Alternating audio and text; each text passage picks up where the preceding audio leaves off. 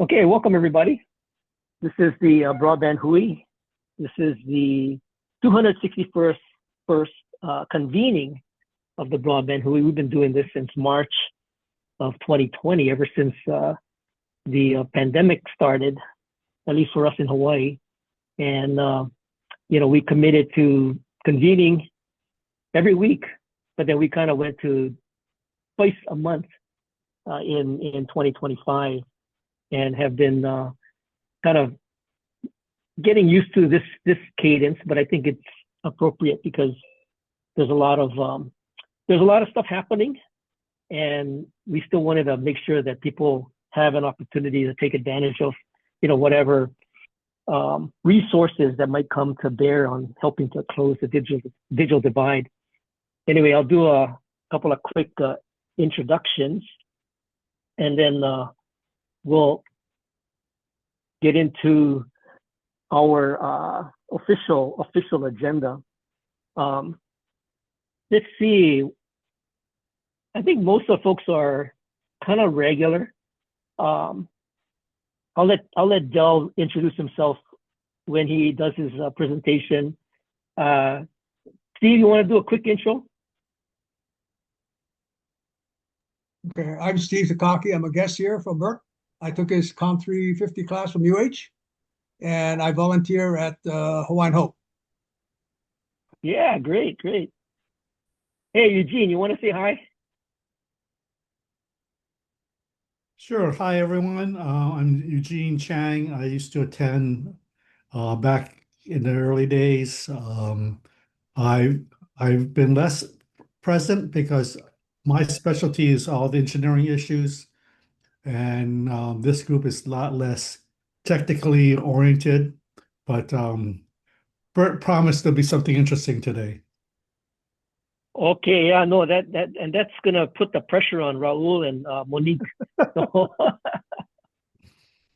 I'll definitely, sort of set that expectation. Okay, so, and I maybe I failed to introduce myself. I'm Bert Lum. I'm in the broadband office here at the state of Hawaii, and we're in the Department of Accounting and General Services. So this is our helping to bring some of the information, networking, and resources to our community. Let's see, I did see somebody else that I wanted to. Oh no, I think that's about it. Hey, Carlos, good to see you. Morning, Bert. Okay. Now, with that, I would like to show you something real quick. So, I was just playing around with Gemini, and it asked me if I wanted to kind of like, where's my share?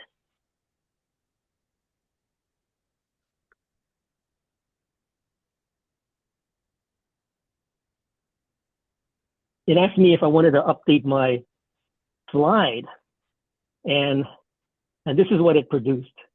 So I just wanted to share that because I thought it was kind of cool.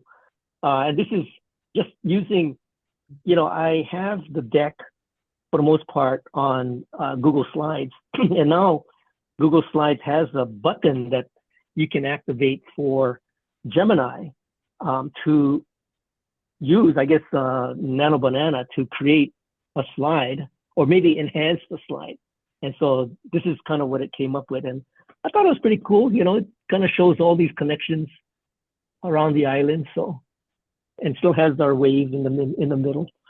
So anyway, I wanted to share that. And then here's I want to do our typical sort of mana'o of the day. And let me bring that guy up.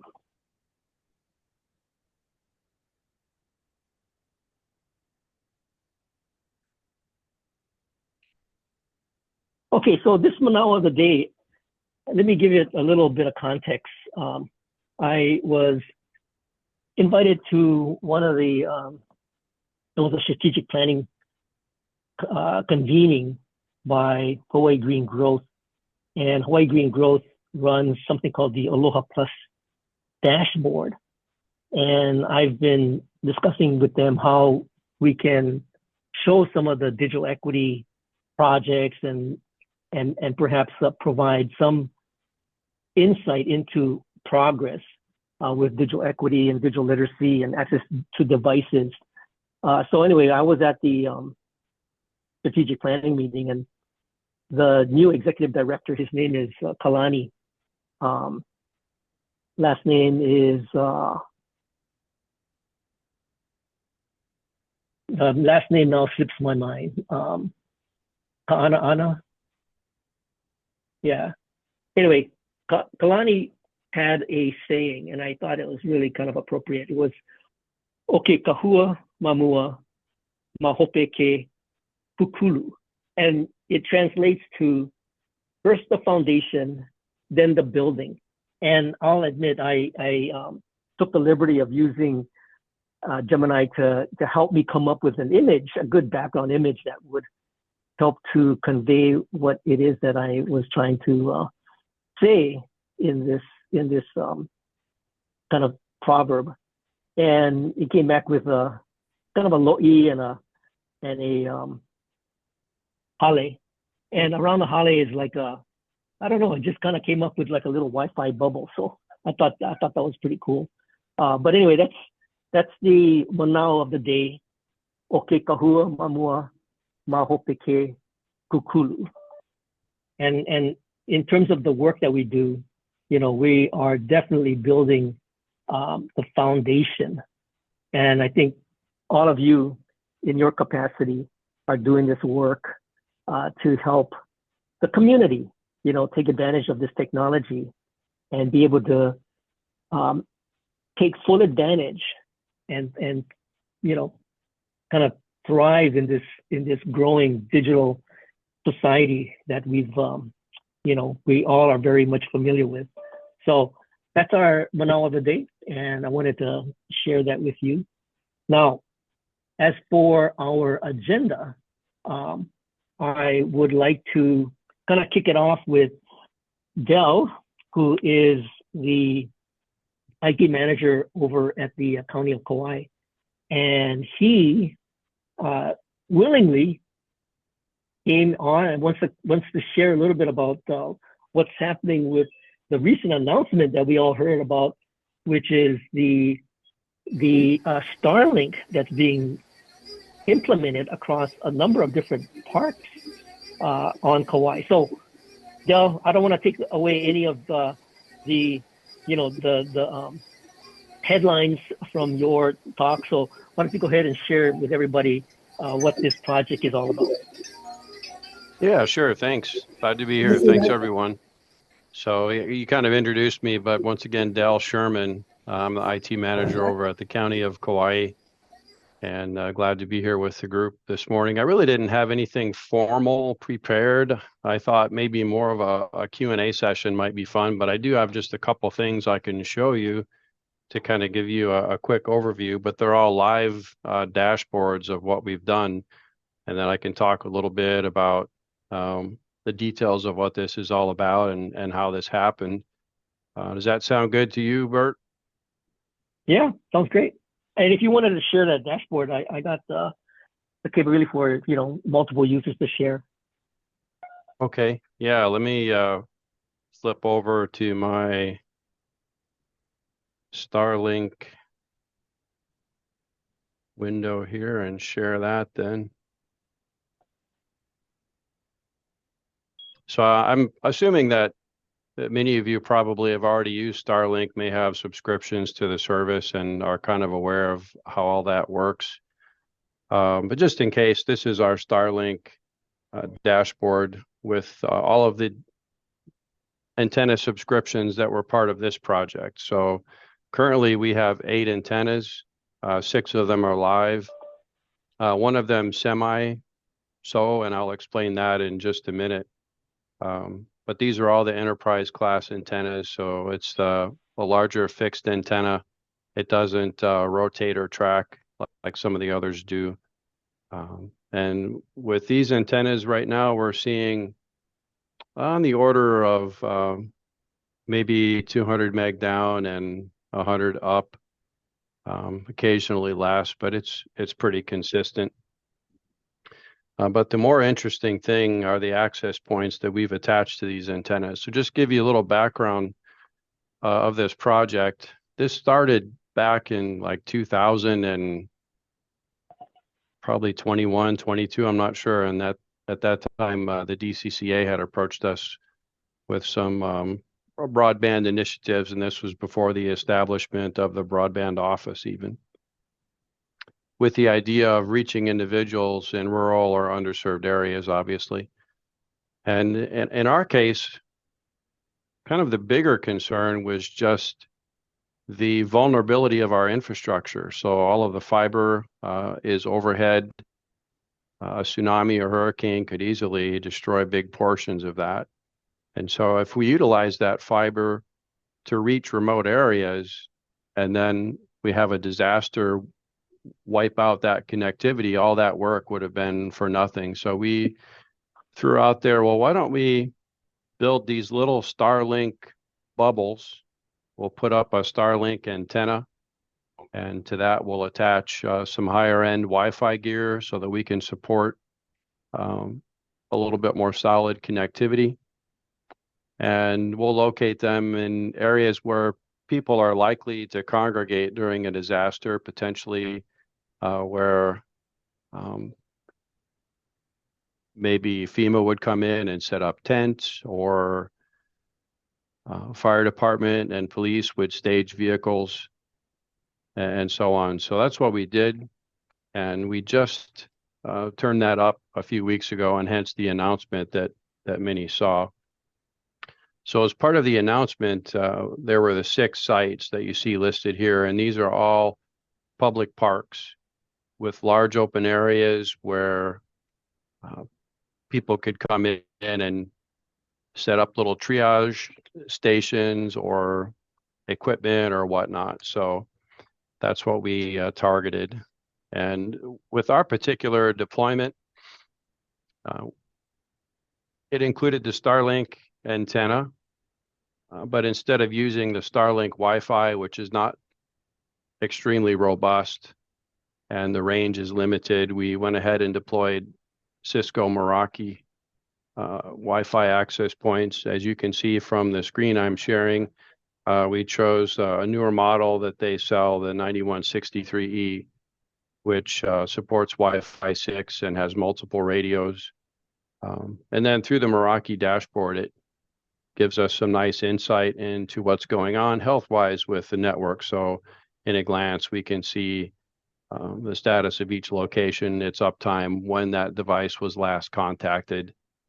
And if we so choose, we can drill down into each of these sites and see some additional detail about what's going on at that location.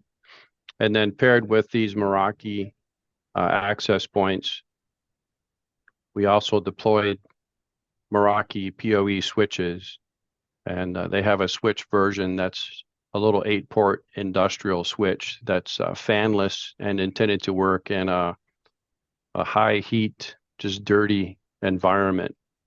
And that's what's powering the Wi-Fi access points. And here's a list of our switches. And we can see the same detail about those as far as their uptime, versioning of firmware, and other details as far as any errors or problems, so that we can quickly respond to that. So that's kind of the program in a nutshell. But before we open up to questions, I think the other really cool thing is, I don't know, are any of you familiar with KA Beach on North Shore on Kauai? Maybe, maybe not. It's very remote. There's no power up there. There's no cell service. So, and it's at a very popular trailhead. So there's a lot of people that get shuttled up there and go hiking. And as it happens, there's a lifeguard tower right there, but those folks have, they're out of range of our 2-way radio system. So they have to walk down the road or down the beach for their 2-ways to gain connectivity to the county's radio system. And there's no cell service, so they can't make phone calls. So at present, we gave them a portable version of this Starlink system that they can deploy daily that's powered by a battery generator. And we just finished an agreement with DLNR for us to use their comfort station that's located there that has a small utility closet and a fairly large roof that we can put solar on. So we'll be installing solar and a Tesla battery pack at that location to power Starlink Wi-Fi deployment 24/7, with the batteries being large enough to sustain power for 2 days with no sun. So that is going to be really cool, because with the two-way radios we have, the new version of that radio supports Wi-Fi calling as well. So the Motorola radio can do a two-way call via a Wi-Fi connection if it's out of range of the county's radio tower. And then additionally, that Starlink Wi-Fi bubble will be able to support anyone who has Wi-Fi calling on their cell phones. So kind of a cool story, and I'm rambling on a little bit, but this was just so coincidental that I've got to relate it. So myself, a county project manager, a couple of our engineers, some folks from DLNR, and some from the local community had met up there some time back just to do a test deployment of the Starlink and Wi-Fi to see how well it would work. So we had a little Honda generator with us at the time that we powered up to supply power to all this gear, and we just had it in the middle of the yard. And all the crew that was with us had connected via their cell phones to this Wi-Fi, and I can stream Netflix, and look, I can access this and that. And as we're chatting, this young couple walks off the trail, and they just look exhausted, like they're going to drop any minute. And I see the one, he's trying to dial with his cell phone, and of course he has no signal.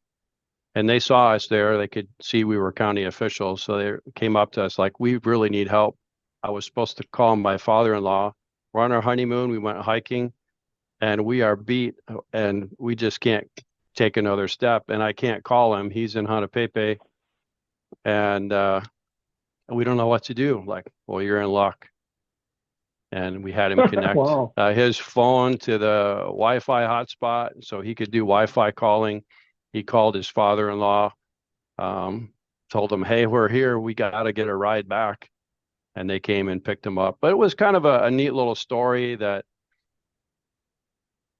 really well illustrated the utility of something like that and the benefit that it could provide. So it was kind of fun, and we were happy to help them out, and kind of gave us some reassurance too that, hey, this actually is useful. It's not just something we think is cool. People are going to have a real need for this and use it. So that was kind of fun. So having said all that, questions, discussion? Yeah, I want to open it up. I know there's some questions on the chat. Raul? Yes, I am curious about the Meraki licensing fees for the access points.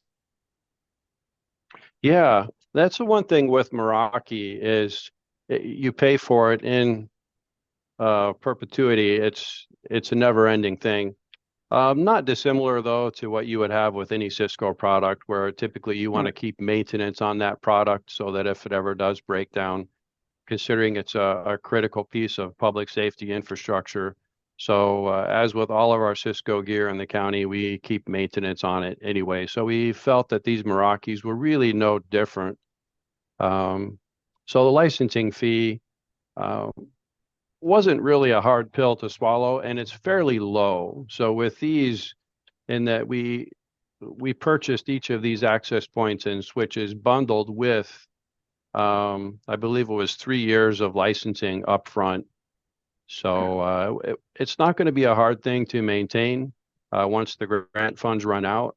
And the cost wasn't like crazy expensive, any more so than normal maintenance would be anyway. So yeah, that was our thinking on that. Okay, thank you. Sure.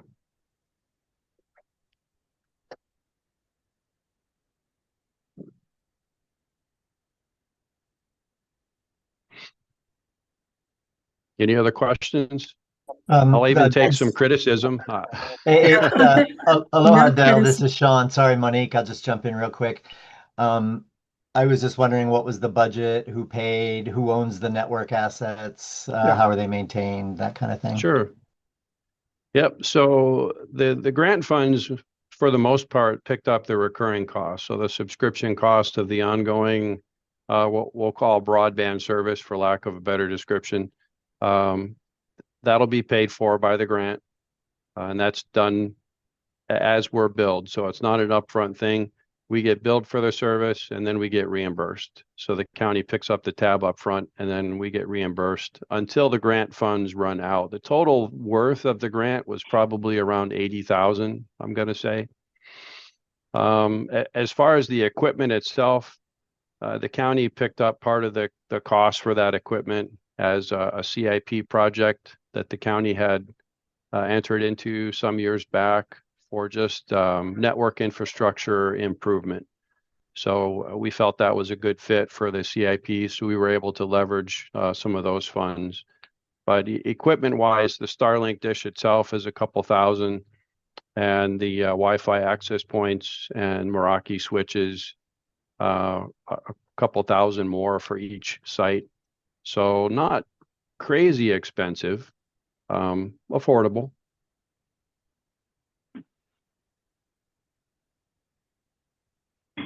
Monique, you have your hand up.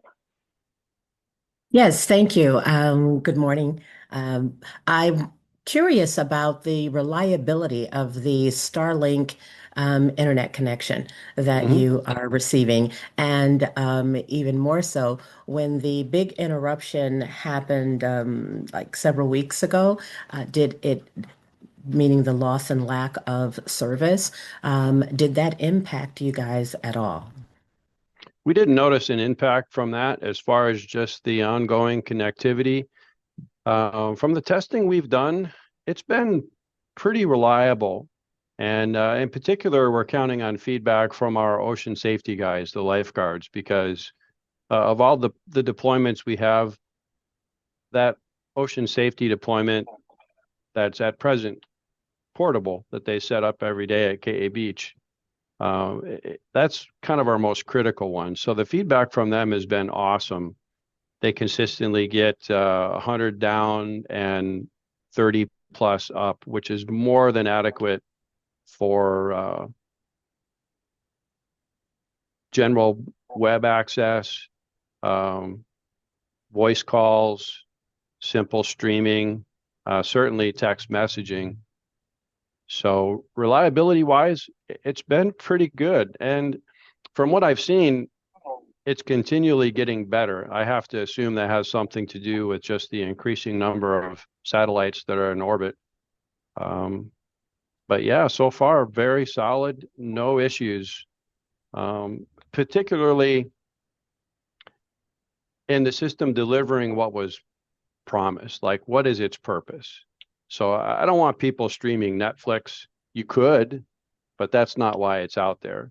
So the reason for which it was deployed, it's been more than solid enough and extremely reliable. And I see another hand, but just to digress for a second, because you mentioned about outages. So here on Kauai, we're not a stranger to those. We have outages of service all the time for various reasons, not Starlink, but outages of cable, outages of power. Everything seems to fail when you least want it to out here. And I don't know, Bert, you may recall, it seems to me like it was just the other day, but that could mean years ago. But when we had our undersea fiber cuts and we were without internet for weeks and weeks. So a system like this, at that point, would have been, it's like priceless. So yeah, hopefully that answers your question. Hey, Nick, I see your hand up. Thanks, Bert. Thanks, Dal. full disclosure, I'm on Starlink right now. I was one of the beta testers early on, but I've also gone through 3 dishes with weather and breakdown here.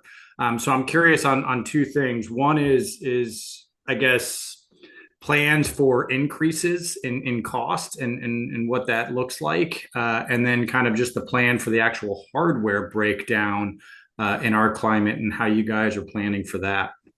Mahalo.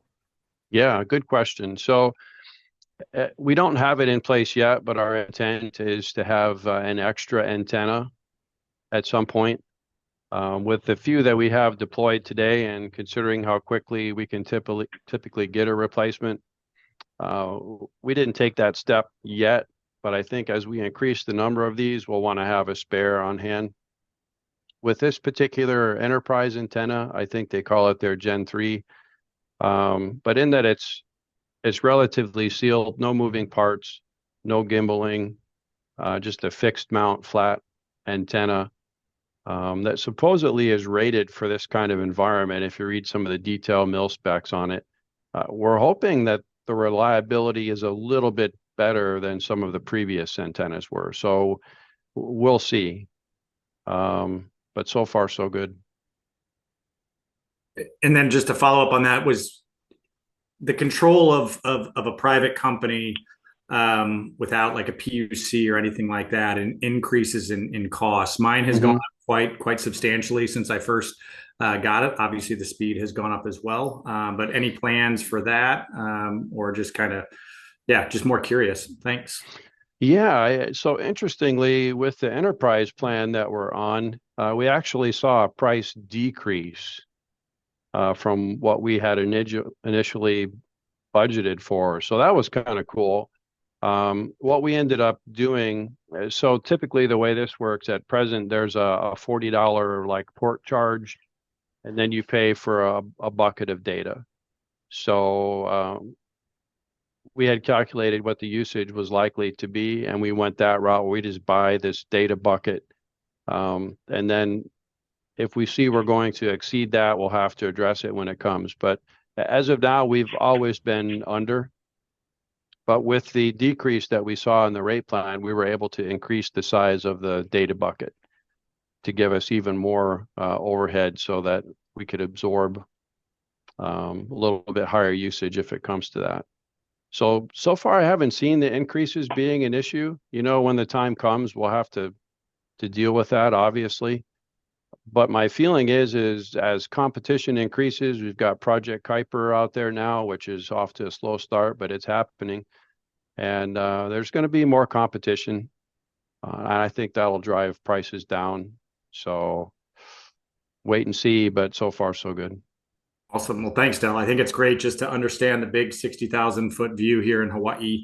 I'm still new here, only been here about 7 years. So to see, what's working, and appreciate you chatting.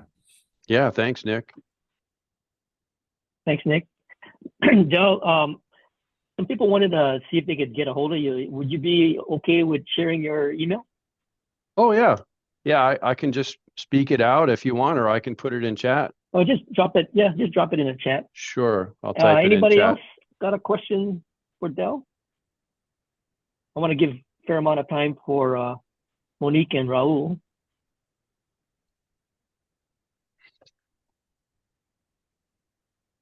All right. Hey, thanks, Del. I mean, I think I would look at you guys being a kind of a good example of a pilot, and hopefully this gets expanded, beyond Kauai, maybe to the other neighbor islands. Yeah, and the right deployment is pretty useful. Happy to talk to anyone. Thanks, everyone. Great. Thanks, Del. Now, with that, I wanted to give both Raul and Monique a chance to talk about some of the community broadband networks that they've worked on. They are from Community Technology of New York, and I heard them on a presentation that was done by, was it Benton Institute, right? Benton Institute put together some folks that were very, very active in the building of community broadband networks. And I saw them, and I was quite impressed. And, you know, that's why you've got others on this call, like Eugene, who is, like you said, you know, very technical. And I wanted Monique and Raul to talk a little bit about their portable network kit if you get a chance. But with that, I want you to also maybe fill in anything you might want to with the introduction. But with that, I'll give it over to you, both Raul and Monique, and then you guys can tell us about the program and tell us about some of the actual resources that you provide. Excellent. Yes. Hello. My name is Raul Enriquez. I am the co-founder and co-director of Community Tech New York. And my colleague is Monique Tate. Monique. Yes, good morning again. Monique Tate, co-director with Community Tech New York. And it's our pleasure to be here and to be able to share this time with you. Yes. Yes, so I will bring up our slide deck and see if this all works. Let's see what happens. I'm never very good at this. Oh, yay. You see That's it? perfect. You see it? Absolutely. It works. Yes, Okay, great. yes, it's working well. So super fantastic and Yes, great to yes. see. We So- always love it when tech comes through and works well for us. It's always a great thing. Um, as mentioned, it's a pleasure to be here, but to also know that you all have been actively convening and keeping the momentum going since the pandemic is wonderful to hear because this is exactly the kind of thing we need, a continuation in just being able to come together and engaging in conversations surrounding tech, and in particular for the community need, to meet the community need. It's also exciting to hear that you, Bert, resurrected the ISOC chapter, even though you had one since back in the 90s, but to resurrect it and reactivate it and encourage, you know, participation even under the name of ISOC. They're one of our fabulous partners, and we definitely have the align with the value system that is reiterated by the Internet Society because we want free and open internet and access to everyone, with the community being at the center of that and not big tech. So, so thank you too for doing that. Raul, we can go on to the next slide as I talk a little bit about Community Tech New York and who we are and what we do. For those of you who may not be familiar with us, Community Tech New York has been in existence since 2021 as an individual entity, but you're going to see I think we kept a slide in here about our history. If not, I'll go back to it. But we have been engaged in working in the tech space since 2009, really, and actively running programs because the one thing that from the pandemic I appreciate is that we no longer have to pound on doors and at policy meetings or anything like that about internet being a disparity and that it not being equitably accessible all over the country, much less all over the world. And so we no longer have to really beat that drum because the pandemic gave an ideal example of the fact that many lack access to the internet, even though they may be in an urban environment. We knew rural environments have challenges, but we at Community Tech New York believe that building community networks is what builds community power because it's the essence of having that kind of a connection that allows our communities to what we refer to as heal. And by that, we mean come together and align their values and approaches in seeking to get the best needs that they can get met in their specific communities. We work with community anchor organizations across New York City, Detroit, and other U.S. sites to create community-owned internet infrastructure. That's why we refer to the Portable Network Kit. And it also helps us to build digital justice initiatives. We work with those communities to activate that. Now, our approach is grounded in the Detroit Digital Justice Principles. We often drop the term Detroit. Raul, with that, you can go forward to the next slide. We often may drop the Detroit from in front of it, but the digital justice principles evolved out of the Detroit Digital Justice Coalition in 2009. They were actually the first coalition to ever evolve and exist. And to this day, of course, especially after the pandemic, we now have well over 100 coalitions that work in partnership with NDIA, National Digital Inclusion Alliance. So they are monitoring coalitions. But these digital justice principles have been picked up and adopted by many across the world, I'll actually say, because of the way that they reinforce the necessity to be centered on serving our community. The principles are based on 4 pillars, but they're actually 13 literal principles that fall under the individual pillars. The first pillar being access, and by that we mean get access to the internet. So several principles fall under that category. Our next category is participation, and by that we mean create participation amongst people in terms of not only getting access to the internet, but also using it, acquiring effective digital literacy skills and equipment. Because, of course, as I believe I'm probably preaching to a choir here of technologists or advocates or something to that nature. But so I think some things I can leave off because I believe you relate to, but if not, feel free to drop a note or something in the chat. And as we pause, we'll take a look and see if there's something that we need to clarify or address. Our third pillar being common ownership. We want us being community members, remember I said community owned, to have common ownership of what goes in front of the backhaul, meaning the internet connections that we help to provide and build in community networks. We want to own that. And in that ownership means decide how we'd like to have it used for our value and benefit and not against us by taking our data without consent and stripping us of that ability to be able to provide consent and direct the use of our data, not just the abuse of capturing our data for free and using it in all types of ways we may not have familiarity with. And then the last of the 4 pillars is about healthy communities, and that means making healthy communities.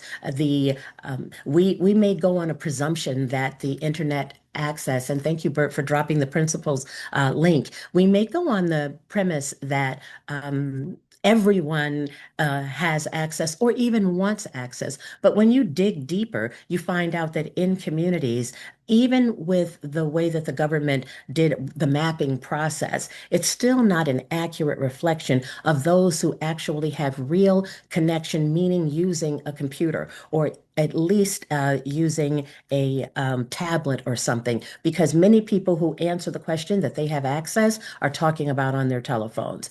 And if anyone's tried it, you know it's super difficult to do many things, especially application-wise on your phones. Raul, go to the next slide, please. When we talk about those justice principles and how we put them together and frame them, it's all for the purpose of creating digital equity, which we define as getting access to the internet, literally having access. And you are definitely, Hawaii, a prime example of this because you don't have equitable access, as you just affirmed. And then there are still some places in your beautiful, beautiful state that still have limited access to the internet. So we are about digital equity and then digital justice on top of that. That just means that we want to be able to make sure that our community members are not only involved, but using the internet accurately to help to solve any issues or problems that they're having. Maybe they live below a flood table, and that means that they're going to be continuously exposed. So in that event, we want to help them understand how to advocate for for some solutions to those kinds of situations. And that's, of course, not the only situation that we find ourselves in. Resilience is something that we'll tap into maybe as we have more time to answer questions later, but it's a strong belief system of ours of helping community members to be able to use the internet for resilient purposes and organizing. You can go to the next slide, Raul. Community technology. This is special to us not only because it's a part of our name, but because it's a part of our approach. Our approach, community technology to us is defined in a couple of ways. This is only one of the definitions that you see, but the bottom line to it means that we look to educate people about tech, community residents of all types and all levels of education in ways that make tech easy for them to understand, easy for us to understand, actually, I should say, because I receive community tech all the time when I'm trying to find out how to use or understand a certain app or something like that, or what helps to make efficiencies in my life, but that has to be explained to me in some type of way. And our effort and focus in explaining, teaching, and educating is meeting everyone where they are. So for us, that's community tech wrapped up into one. Just saying, creating circumstances where we educate. That's why a lot of our education is hands-on. I'm not going to steal any of Raul's thunder, so I'll leave that part alone. Raul, you can go on to the next slide. When we talk about the goal, the ultimate goal of what we'd like to help our community receive, and that's a help to create a healthy digital ecosystem. I know that term's thrown around a lot, but in the way that we break it down in layman's terms is we want to help to connect. That's what that wave is above where the words and the word blocks are. We want to help to connect all of the things that we'll need to do and access for our own personal needs, whether it's for making sure that infrastructure is available and accessible, or communication, making sure that we are receiving communication in whatever way is easiest for us, whether it's email, whether it's text messages, whether it's blogs or any of that, but helping community members understand how all of these things are interwoven and led by tech. And even more so now that AI has taken over and is the key influencer of everything. Just Bert, as you were talking in the beginning about Gemini, and it's like it wants to take over our whole computer. No, don't use this word. Don't use that term. And making us want to rely upon someone else really leading our thought. We don't want that. It's okay if we want to do a check on grammar, but it's literally telling us that a sentence that may be grammatically correct, no, don't use that, use this instead. We want to still maintain our own ownership and responsibility. So controlling tech also is a part of a healthy digital ecosystem, using it when you need it or when you want it, not be forced to because the computer keeps saying, no, don't use that slide. Let me help to beautify it and make it look even better. So, sometimes we want it the way we want it. We want that person and we want it spaced in that particular way. Raul, next slide. So we focus on that healthy digital ecosystem. And the way that we do all of this is that we educate. And as you see, one of the key tools that we use for educating is our Teaching Community Tech Handbook. And this handbook helps us to learn the best ways to work in community settings, whether we're one-on-one, but more when we are with groups. Effective ways to teach groups about tech, because everyone does not receive everything the same way. And we have to recognize those learning styles and be able to respond to them. So we talk about flexibility and also about not letting anyone dominate in a classroom just because, or at any type of teaching environment, just because they are an expert or because they are more of an extrovert and ready and open to talk. We want to make sure that even the introverts in our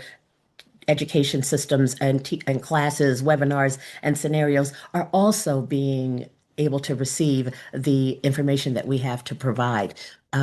We refer to a lot of what we do as demystifying tech because although it's not as popular as it once was, when we first started doing this work in 2012 is when we really started the education aspect, other than, coming away from the principles and all, people did not have access or understanding of the same type of information as we do today. Today, one of the biggest things that we have to continuously educate on is just an understanding of what's real and what isn't, because AI has created this veil and scenario where we'll see something, we'll hear news, and because we're hearing it from what we used to believe was a credible source, it was reported on, NPR radio or whatever our local news stations are, we think that it's all and it's real. And then you find out later that this was just some made up AI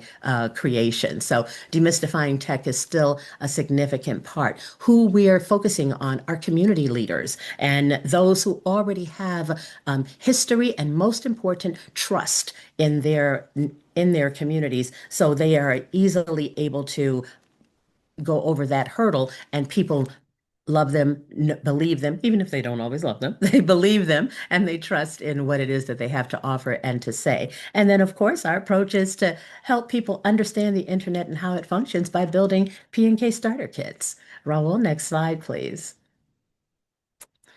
Some of the ways that when we talk about looking at the principles, how we create participation and healthy communities is one of our tactics, is what we refer to as discotheques.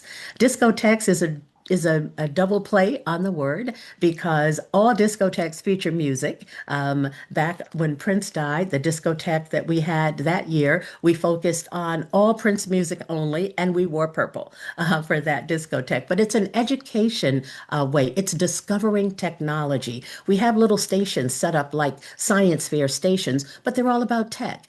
And they're intended for like a 10-minute or less interaction. So you walk away with a better understanding. But if you need more, say just even in wanting to know how to use your phone, whether it's an iPhone or an Android, but how to use your phone, there's a station about that. We always have a station focused on safety and security, meaning how to set up safe passwords. It's our only protection.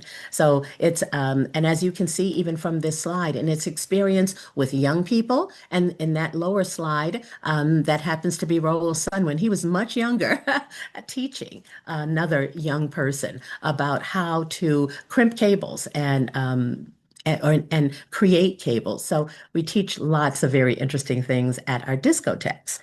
Go forward, Raul, please. One of the key things that we did in the visionary work that we've been doing since 2009, not only introducing Digital Justice Coalition and principles into the tech ecosystem, we introduced digital stewardship. I know many of you hear the term digital navigator, but that came on after the pandemic. Digital stewardship was introduced by us in 2012.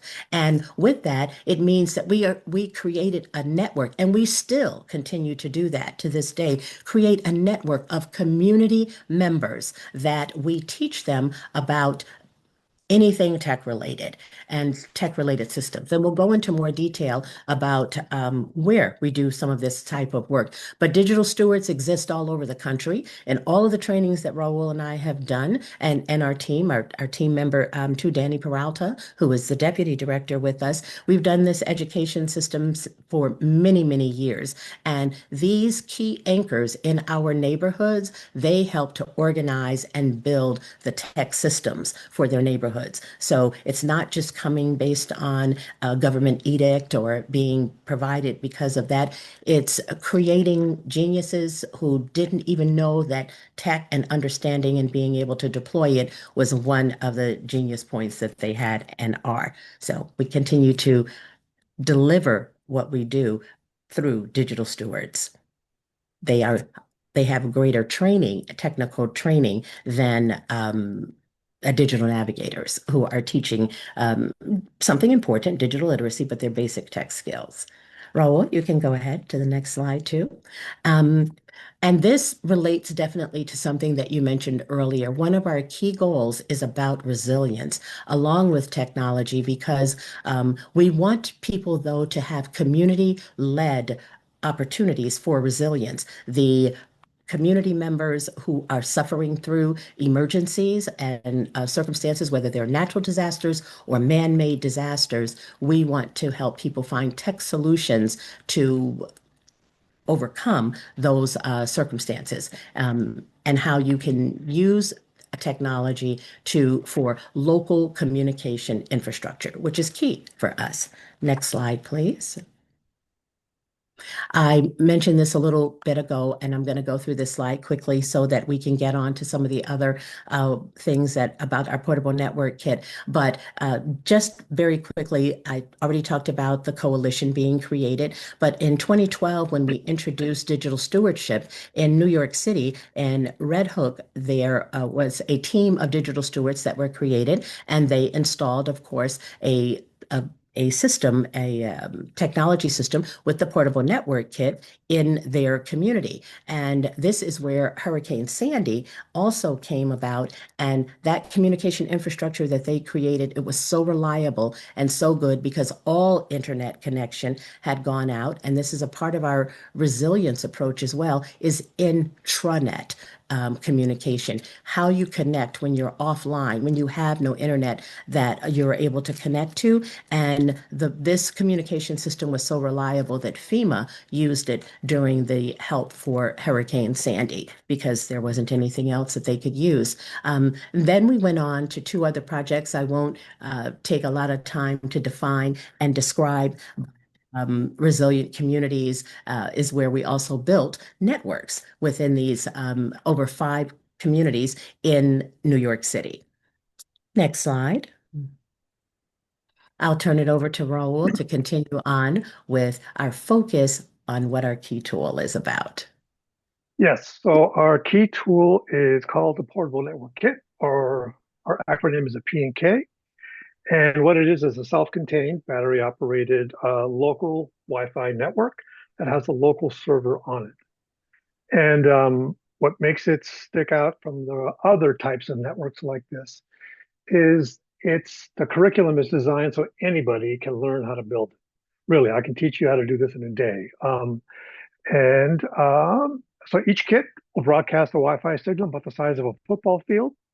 And when you configure one kit, it will link or mesh together with another kit to create a larger Wi-Fi mesh network. And these are the waterproof ones that we built for the RISE project. And this version here is more of what we would consider a teaching P&K. So it's very portable, it fits in a backpack. You can take it around, break it apart, and show folks how all the elements in the kit operate and the relationship with each other. You have the router, you have the server, you have the antenna, you have the power supply, and all the cabling that goes with it. And so this is two of them side by side.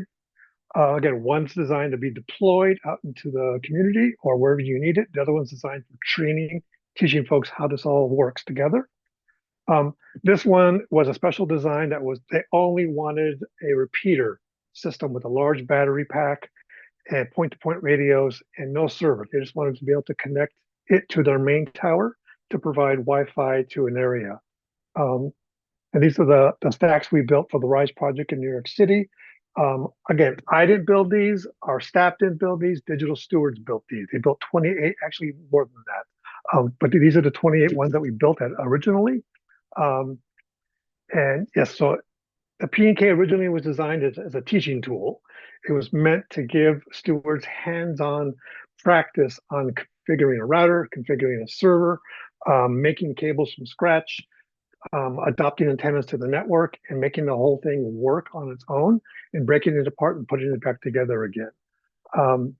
We've taught how to do this over Zoom. This is during the pandemic. We taught a group in LA, Avalon Gardens, through a group called Konkui Design Initiative, how to build P&Ks. This was like several hours of Zoom sessions, but they ended up building a P&K. They got what is it, like an AT&T modem, hooked it up to it, got onto the network, and they called us over here in New York. And we had a really great Zoom session where we kind of just discussed the whole process. They had basically had a little party in their community center. But the picture on the left, those are two ladies that were in the community. They had never done anything like this before in their entire life. And they built the case of it. They drilled the holes, they put in the Velcro, they connected the gaskets, they did all that work. Then they handed it off to the team who did all the technical stuff. So it was a really good way to get everybody involved. And this is another group here in New York City. We call them RDRC. They're in Far Rockaway. They have P&Ks, and they use it to kind of show folks how the internet works and how local networks function. What's the next slide? And also, one of our main partners is up in the Bronx, up to Point CDC. They have P&Ks. They use them basically for training, but they have a community-wide mesh network that they built. And they use P&Ks to train new community members how to maintain the network, how to understand what's going on. And again, the P&K also is a wireless network. We went down to Tennessee, rural Tennessee in Clear Fork Community Institute, and they built two of them. They use one on their campus to provide Wi-Fi internet access to their complete campus, and the other one for training. And within a year, the person that we trained, April, she realized that the post office across the river did not have internet access. So on her own, she dug a hole, put in a flagpole, attached an antenna to it, and meshed it across the river to provide internet access to a federal building, to the United States Post Office. She did this on her own. So this is our goal, is to get folks to understand how to build a network and how to expand the network and have complete control over all of it and govern it. So that's one of our favorite examples. Yes. Raul, I really apologize. I think we could probably go on for another hour. And, the Zoom call, for the most part, ends at 10 because we also televise this on our community access television. And so they're kind of looking for the whole segment to be, within this hour period. Now, got it. How many more slides do you want to perhaps continue when we have our next Broadband Hui call? Because sure. I know that Eugene is very interested because he heads up the IEEE Hawaii chapter, and I was just talking to him about potentially getting more people some eyes on this and potentially using it as a like you said, it's a learning tool. And yes. I think it's a great idea. Absolutely. Let us know. Well, I'll be happy to come back. Yes. Okay. So thanks, Monique and Raul. I really appreciate the presentation, and I did want to give you guys some fair time. So I want to invite you back to our next Broadband Hui call, which is going to be on January 7th. Now, on the agenda, there are some announcements. I would like to bring your attention to something called the Public Health Fund, which is a fund that's being offered by, or actually a grant by the folks over at the Chamber of Commerce. And, it's got a quick turnaround. It's primarily for healthcare organizations, but it's a quick turnaround due on this Friday. So Chrissy told me about it, and she wanted to have it shared with the Broadband Hui.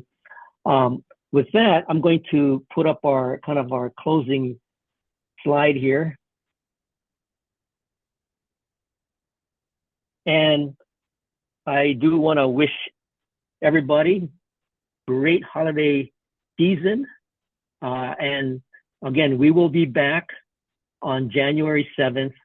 But between now and then, have the best Christmas and New Year's celebrations. And in the meantime, you stay safe and you stay awesome. We'll see you back here in 2026. Aloha, everybody. Bye.